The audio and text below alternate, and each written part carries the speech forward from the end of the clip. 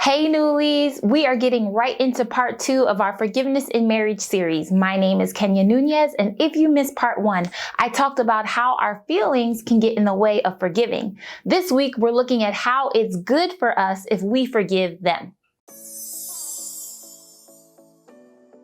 Look, at the end of the day, I just want to move on. I want us, me and my husband, to move on from the offense. If we are here holding on to grudges and not letting things go, I don't want that to start affecting our sex life, our finances, our children, our communication, so on and so on. If I hold on to the resentment that I feel towards my husband, I'm bound in my unwillingness to bring resolution. I'm all uptight, stewing over the situation, stressed out because it's unresolved, emotions up and down. It's no way to live. On top of that, if I don't forgive, then I'm in trouble with God. And who wants to be in trouble with God behind a decision that I could have made but chose not to?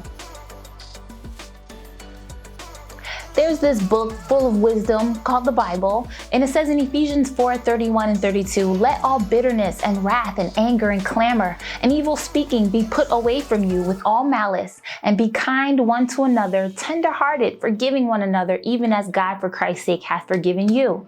Again, here we are looking at a choice that we need to make to forgive. Through bitterness and wrath and anger and crying and bad-mouthing, including in my mind, I have to put all that away. And I can't have a stinky attitude about it. Then I also have to be kind-hearted and compassionate while I forgive my spouse.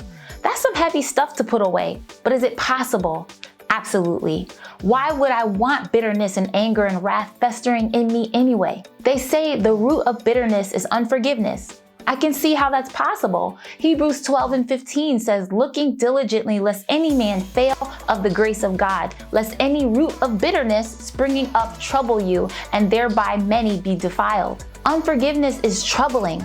Don't you think there's enough things that can trouble a marriage without adding bitterness to the mix? The latter part of this verse says, "Even as God for Christ's sake hath forgiven you, so do unto others as God has done unto you."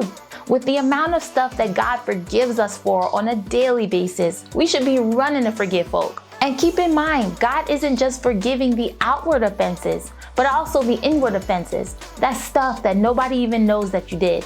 Personally, I'm not trying to get in trouble with God behind nobody, not even my adoring husband. Matthew 6:15 says, "But if ye forgive not men their trespasses, neither will your Father forgive your trespasses." I repeat, I'm not getting in trouble with God behind not forgiving you. The hope is that the same way you're looking to apply these principles, your spouse is doing the same. It can't be, "Oh, you're not going to forgive me. Well, I'm not going to forgive you." I do think that when the forgiveness is lopsided, for example, my husband is willing to forgive me, but I'm not willing to forgive him, this will cause the same kinds of problems. Forgiveness benefits the marriage. How? Again, resolution is being made. You both feel relieved. You're not holding on to anger, bitterness, wrath, all of those things. You've canceled your plans to retaliate against your husband, and reconciliation can happen. Hopefully some lovemaking. Lastly, God forgives you. The list really does go on and on. My question to you is, where has not forgiving your husband landed you? How has it affected you, your husband, and your marriage?